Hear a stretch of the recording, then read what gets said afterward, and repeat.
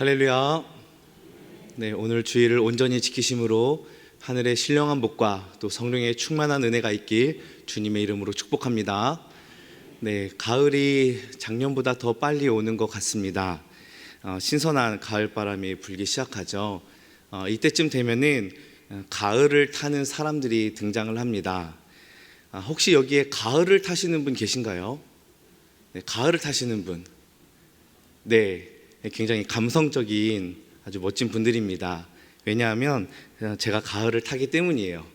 네, 괜시리 마음이 싱숭생숭해지고 서정적인 음악을 듣고 싶고 네, 그렇습니다. 그런데 우리 광영교회의 9월은 가을을 타는 계절이 아니라 무엇을 타는 계절일까요? 네, 주관식입니다. 네, 정답은 한번 따라 해보겠습니다. 성령을 타는 계절입니다. 네, 이 가을 날씨 때문에 마음이 싱숭생숭해지는 것이 아니라 성령을 사모하며 성령 충만을 바라면서 마음이 싱숭생숭해지고, 그러면 어디를 가야 되죠? 뚝섬이 아니고 교회로 오셔서 함께 기도하면 될 것 같습니다. 말도 안 되지만 이렇게라도 해야 여러분 머릿속에 성령 충만에 대한 이미지가 각인이 될 것 같아서 한번 이야기해봤습니다. 담임 목사님 말씀대로 우리가 성령 충만하면 예배가 살아나고 성령의 임재를 경험하고 삶의 변화가 있을 줄로 믿습니다. 더불어 오늘 말씀을 통해서 성령님이 우리 가운데 어떻게 역사하시고 또한 어떻게 우리를 변화시키는지 함께 말씀의 은혜 나누기를 원합니다. 오늘 본문 말씀인 스가랴서의 배경은 이제 바벨론에서 1차 포로 귀환한 유다 백성들이 성전 공사를 중단하고 있을 때였죠. 536년 기쁨으로 성전 기초를 놓고 그들은 울며 환호하며 하나님께 예배드렸습니다. 그런데 대적자들의 방해로 계속해서 성전이 지어지지 않고 있는 것이죠. 그것이 BC 520년까지 지속이 되던 때에 하나님께서는 제사장이며 선지자인 스가랴를 부르시고 또 학개 선지자를 부르셔서 회개를 촉구하고 성전을 재건하고 다시 소망과 회복을 약속하셨습니다. 오늘 함께 볼 스가랴 12장을 보시면 하나님께서 자기 백성을 위하여 이방 민족들을 치시고 너희들에게 반드시 승리를 가져다 주겠다 약속하고 계십니다. 그렇다면 어떤 방식으로 나아가는지 12장 8절과 9절 말씀을 보겠습니다. 그날의 여호와가 예루살렘 주민을 보호하리니 그 중에 약한 자가 그날에는 다윗 같겠고 다윗의 족속은 하나님 같고 무리 앞에 있는 여호와의 사자 같을 것이라. 예루살렘을 치러 오는 이방 나라들을 그날에 내가 멸하기를 힘쓰리라. 하나님께서 유다 백성들을 얼마나 강하게 하시는지 약한 자를 다윗처럼 강하게 하신다라고 말씀합니다. 여러분, 원래 다윗은 강한 자가 아니었지요. 그러나 다윗이 하나님의 영에 사로잡혔을 때에 강한 자가 되었습니다. 그래서 이스라엘 전역의 약한 자들마다 다 다윗같이 되고, 또한 더불어 다윗 자손들은 이방 민족들이 볼 때에 하나님과 같이 된다, 그처럼 아주 강력하게 될 것이다라고 하나님이 약속을 하고 계십니다. 하나님과 함께 하니까 마치 이방 민족들이 그들을 볼 때마다 이건 신이다 라고 여기는 것이지요. 그리고 이어서 하나님께서 예루살렘을 치러 오는 이방 나라들을 내가 멸하도록 힘쓰겠다라고 선언을 합니다. 여러분, 하나님이 힘쓰리라 라는 표현을 잘 쓰시나요? 네, 거의 보지 못했죠. 여러분, 힘쓰리라, 힘쓰다 라는 단어는 하나님이 쓰시는 단어가 아닙니다. 왜냐하면 노력하다, 애쓰다, 심혈을 기울이다 이런 의미들이 있는데, 여러분, 힘을 쓰는 것, 애를 쓰는 것은 어느 때 하는 것입니까? 능력이 부족할 때, 내가 뭔가 잘 안 될 때, 이것을 꼭 해내야 될 때에 애를 쓰고 노력을 하지요. 그래서 우리가 많은 노력과 시도를 하는 게 아닙니까? 그런데 전능하신 하나님은 힘쓸 필요가 없습니다. 노력하실 필요가 없어요. 그런데 그런 하나님께서 오늘 말씀에 내가 이스라엘의 구원을 위하여 힘쓰겠다라고 말씀하실 정도로 이스라엘을 위하여 노력하시겠고 그들을 내가 반드시 건져내겠다라는 굳은 결심을 말씀을 통해 보여주고 있습니다. 이렇게 해서 하나님께서 이스라엘 백성들을 위협하는 외부적인 요인들을 하나씩 제거하시고 그들에게 승리를 주셨다면 이제는 백성들의 내부적인 요인들을 새롭게 하시려고 합니다. 어떻게 새롭게 하실까요? 굉장히 의아한 방법인데 바로 애통과 통곡의 방법을 통해서 백성들의 내면을 고쳐 나가십니다. 우리 본문 스가랴 12장 10절 말씀 같이 읽겠습니다. 시작.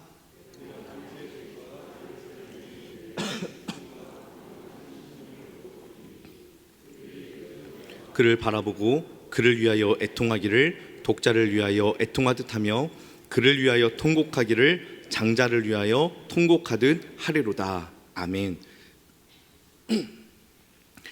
하나님께서 이스라엘을 새롭게 하기 위하여 그들의 마음에 은총과 간구하는 심령을 부어주십니다.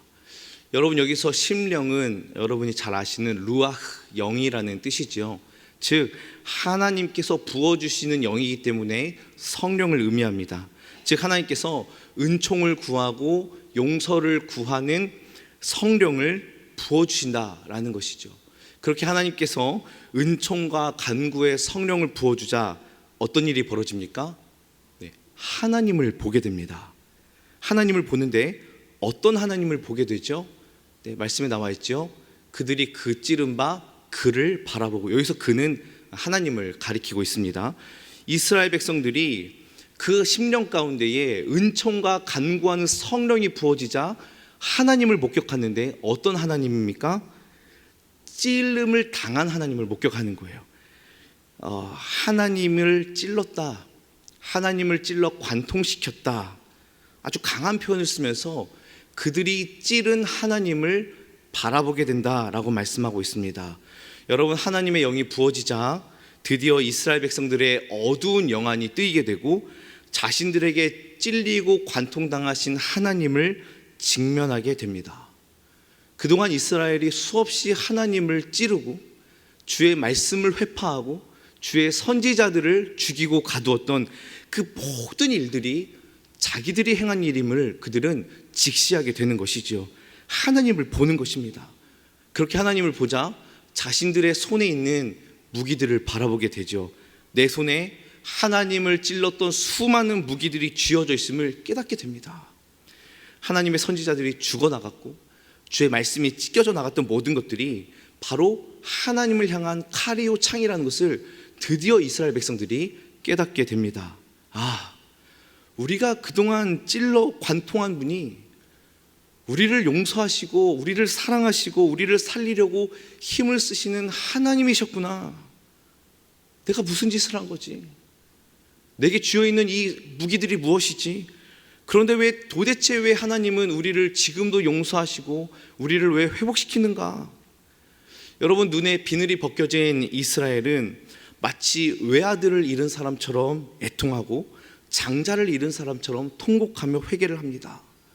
그래서 11절부터 14절까지 보시면 그냥 이스라엘 전역이 회개한다, 애통한다라고 표현되지 않고 각 족속의 이름과 아내를 따로따로 두면서 각 족속이 각각 회개였다라고 표현하고 있습니다. 왜냐하면 그동안 남유다는 왕이 회개합시다 하면은 다 회개했습니다. 왕이 회개하자면 옷을 찢고 베옷을 입고 그들은 전체적으로 회개를 했습니다. 그런데 정권이 바뀌고 왕이 바뀌어서 왕이 우상을 섬기자면 이스라엘 백성들은 어떻게 했습니까? 다 우상을 섬겼어요. 그러니까 뭔가 집단적이고 전체적으로 움직였던 이스라엘의 모습이 아니라 예전과는 좀 다른 모습, 단순히 나라적으로 집단적으로 의례적으로 우리가 회개하자 하면서 같이 그냥 묻어간 게 아니라 각각 개별이 스스로 마음을 찢고 회개하는 이들이 일어나게 된다는 의미입니다. 여기가 바로 진정한 회복이 시작되는 지점이죠. 사랑하는 성도 여러분, 성령님이 내 안에 들어와 계시면 하나님을 깨달아 알게 하시고 우리가 그동안 얼마나 하나님을 대적했는지, 우리가 얼마나 하나님 앞에 적극적으로 반대했는지, 하나님 앞에서 내가 얼마나 악한 존재인지 깨달아지게 됩니다. 그러고 나서 눈물이 터지는 것이죠. 그런데 이때 성령님께서는 우리를 찌르는 영으로 오지 않습니다. 우리를 책망케 하는 영으로 오지 않습니다. 오늘 말씀을 보니 어떤 영으로 오십니까? 은총과 간구의 영으로 오십니다.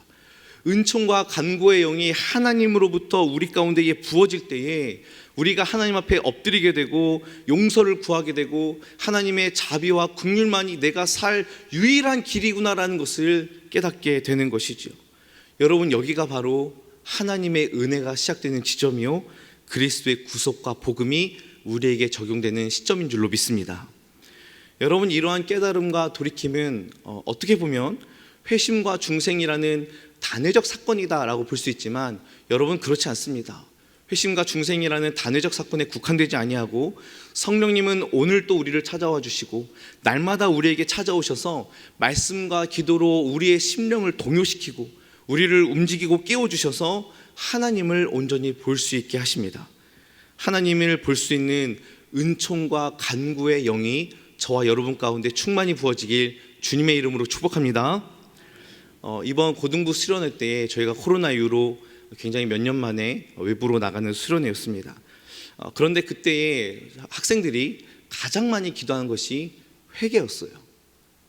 하나님께서 우리의 심령을, 우리의 양심을 다시 살아나게 하시고 우리를 깨우치시고 우리 마음을 다시 한 번 더 움직여 주셔서 하나님을 온전히 바라보고 정의와 공의로 주의 말씀대로 살아가기를 간절히 기도했고, 또 그렇게 살고자 하는 학생들은 일어나십시오 했더니 일어나더라고요.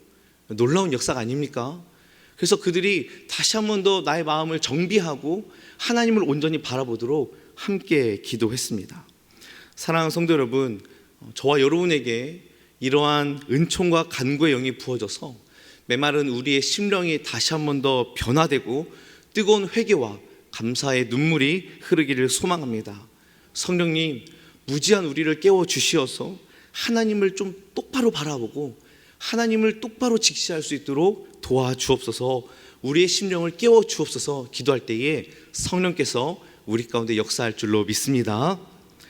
여러분, 만약에 하나님께서 이스라엘을 회복시킬 때에 성령을 부어주지 않고 어떠한 눈에 보이는 현상들만 고쳐주신다면 어땠을까요?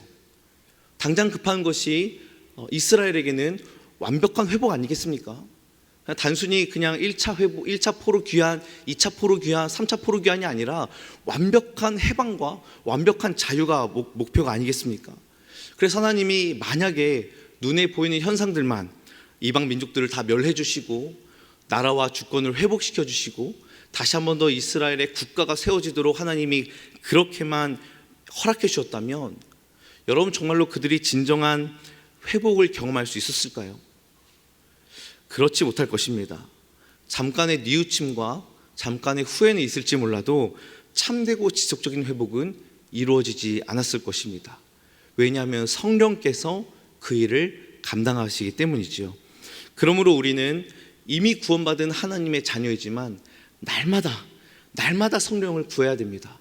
날마다 성령을 구하는 이유는 성령께서 나를 새롭게 하시고 우리가 주 앞에 엎드려 주님의 권위에 순복하기 위함인 줄로 믿습니다.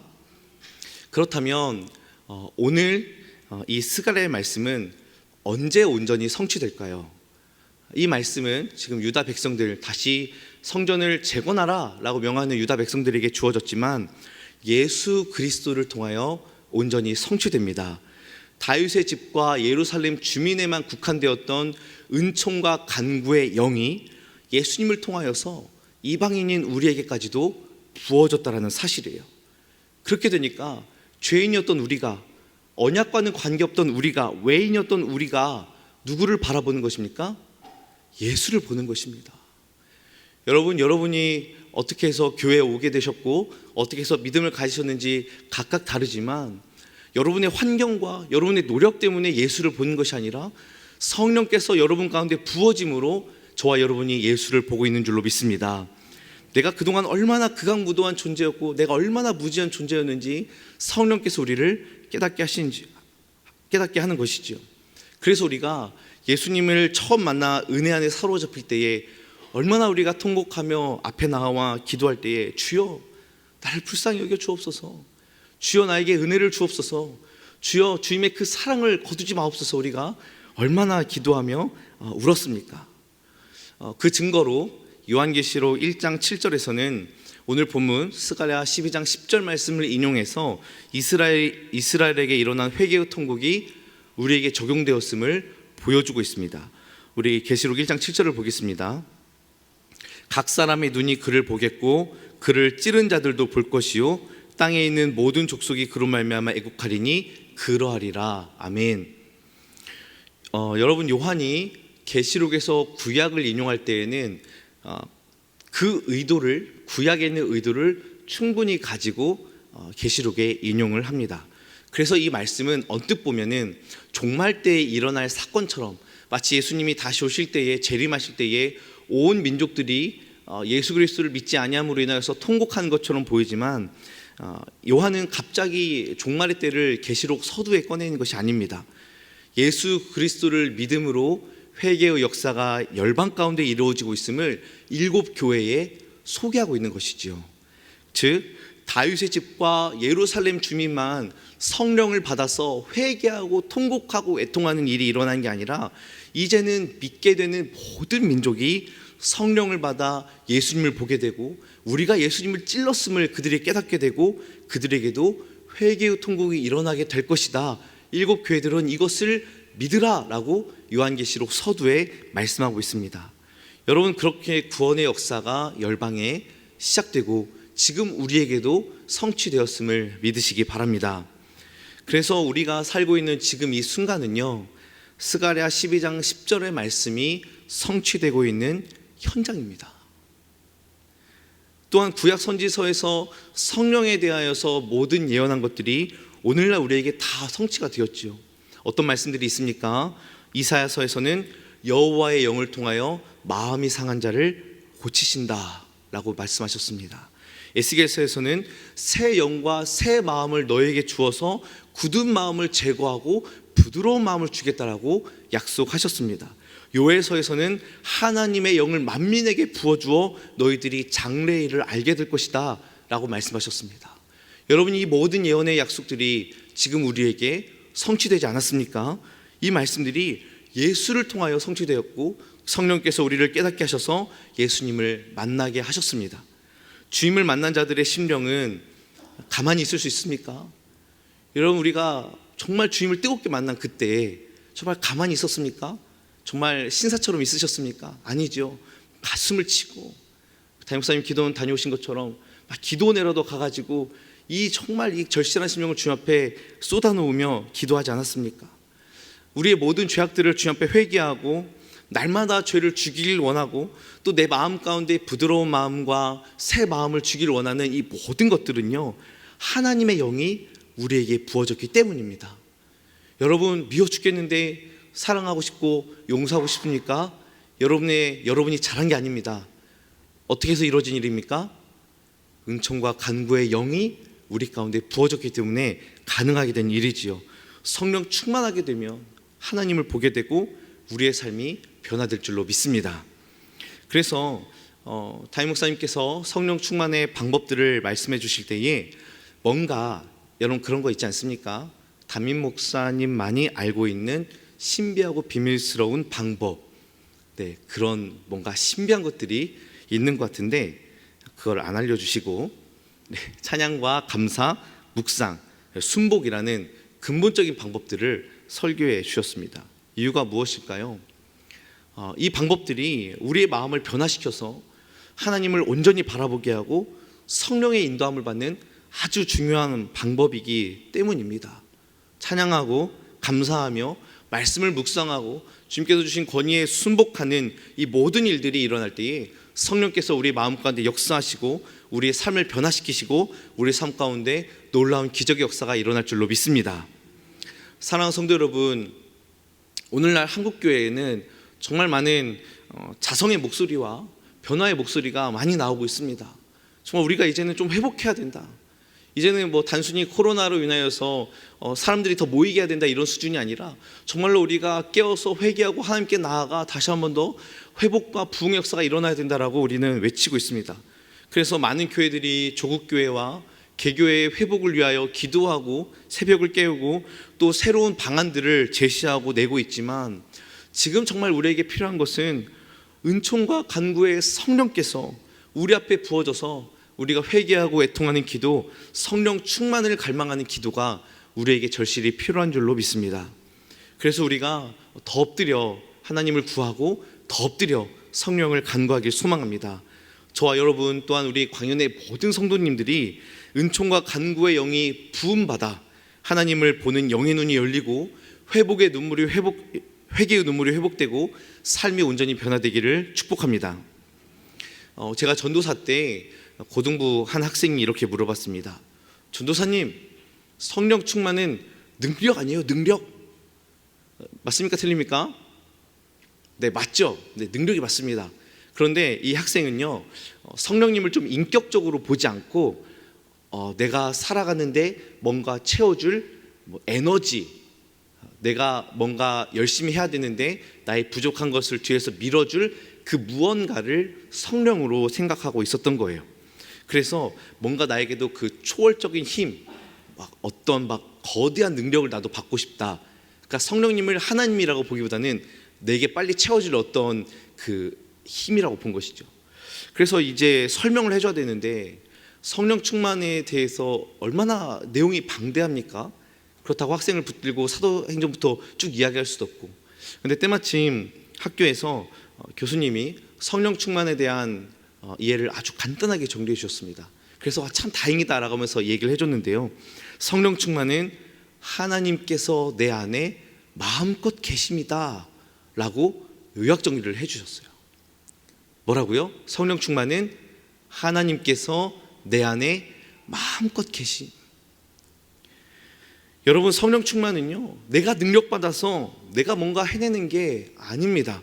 성령께서 나를 다스리도록 모든 주도권을 내어드리는 것이죠. 그래서 성령이 내 안에서 마음껏 역사하실 수 있도록, 내가 걸림돌이 되지 않고 내가 충분히 내려앉고 내가 충분히 낮아져서 성령이 내 안에서 폭발적으로 역사하실 수 있도록 그 모든 주도권을 내어드리는 것이 바로 성령 충만입니다. 저 여러분 성령 충만하기에 주님의 이름으로 축복합니다. 성령께서 우리 안에 마음껏 계시기를 원합니다.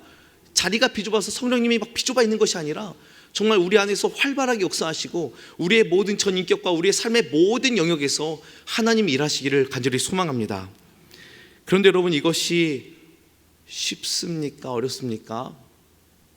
네, 결코 쉽지 않다라는 사실이에요. 그래서 우리가 믿음이 있노라 하면서 이 부분은 성령님께 맡겨드리기도 하지만 어떤 영역에서는요, 이 주도권을 빼앗기지 않으려고 끝까지 막 물고 기다릴 때가 있습니다. 저희 집에 둘째가 3살인데요, 뭔가 뺏기지 않으려고 할 때는 무조건 입으로 가져가서 물고 안 놔줘요. 그래서 이불을 혹은 베개를 빼앗기지 않으려고 악착같이 이빨로 막 물고 끝까지 안 놓습니다.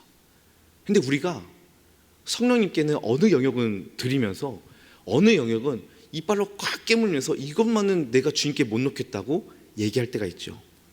얼마나 우리가 주도권 쟁탈전을 합니까? 자녀의 영역만큼은 하나님, 내가 컨트롤하기 원합니다. 하나님, 나서지 마세요. 내가 전문가입니다. 자녀의 영역은 내가 막 지려고 막 주도권 주려고 합니다. 애씁니다. 물질의 영역만큼은 내가 어떻게든 주도권을 잡으려고 막 애를 쓰지요. 여러분, 한번 따라해 보겠습니다. 이제는 내려놓아요. 여러분, 이제는 그 꽉 쥔 손을 내려놓고 성령님께 주도권을 드리길 소망합니다. 우리가 정말로 이 주도권을 다 내려놓고 하나님께서 내 안에 마음껏 계신다면, 하나님의 영이 충만하게 부어진다면 우리에게 어떤 역사가 일어나겠습니까? 오늘 본문 다음에 13장으로 넘어가는데 그 13장 1절 말씀 우리 같이 읽겠습니다. 시작. 그날에 죄와 더러움을 씻는 셈이 다윗의 족속과 예루살렘 주민을 위하여 열리리라. 아멘. 여기서 그날은 어떤 날입니까? 하나님의 영이 부어지고 하나님을 직면하여 주 앞에 철저하게 엎드리고 자복하게 되는 그날, 우리의 심령이 주 앞에서 산산이 조각나고 부서지는 그날에 죄와 더러움을 씻는 정결의 셈이 열리게 되는 줄로 믿습니다. 그래서 스가랴 14장 끝에 가면은 말 방울에까지도 여호와께 성결, 이스라엘의 모든 솥까지도 하나님께 거룩히 성물로 드려서 제사를 드릴 것이다 라고 말씀하며 말씀을 마무리합니다. 그러므로 사랑하는 성도 여러분, 성령께서 우리 안에 날마다 은총과 간구의 역사를 일으키시도록 구하셔서 하나님의 백성으로 든든히 서가시길 주님의 이름으로 축복합니다. 말씀을 맺겠습니다. 이스라엘 백성들은 하나님을 아예 믿지 않은 게 아닙니다. 하나님을 믿었어요. 그러나 선지자들을 거부하고 말씀을 거부했습니다. 그러면서도 자부하기를 우린 하나님을 믿는다라고 생각을 한 것이죠. 그러나 성령께서 그들 가운데 부어질 때에 그들이 지금까지 한 행동이 무엇인지 깨달아 알게 되고 진짜 자신의 모습을 발견하게 됩니다. 정말로 내 손에 시퍼런 칼을 가지고 하나님 앞에 대들었구나. 그럼에도 불구하고 하나님이 여전히 우리에게 회복을 주시는구나. 하나님 우리에게 용서와 하나님 우리에게 자비를 주시는구나 라는 것을 깨닫고 견딜 수 없어 가슴을 치며 통곡합니다. 그 통곡이 있을 때에 성령께서 정결의 샘으로 인도하시고 씻기시고 참된 회복의 길로 안내해 주셨습니다. 간절히 바라기는 이러한 성령의 역사가 우리 교회 가운데 일어나길 주님의 이름으로 소망합니다. 우리 유아부 어린 자녀들부터 소망부 우리 모든 어르신에 이르기까지 모든 세대들이 성령 충만을 받고 영안이 열려 진실되게 주를 바라보기를 소망합니다. 회개와 애통의 심령이 다시 살아나서 주 앞에 엎드려 자복하고 기도하고 정결과 기쁨으로 다시 주 앞에 서기를 원합니다. 그리할 때에 우리는 성령 충만의 진수를 맛보게 되고 기쁨과 감사가 넘치는 활력 있는 삶으로 변하게 될 것입니다. 이번 한 주도 담임 목사님 주신 말씀을 잘 새기시고 성령 충만하여 우리 안에 하나님께서 마음껏 역사하시도록 주님의 이름으로 축복합니다.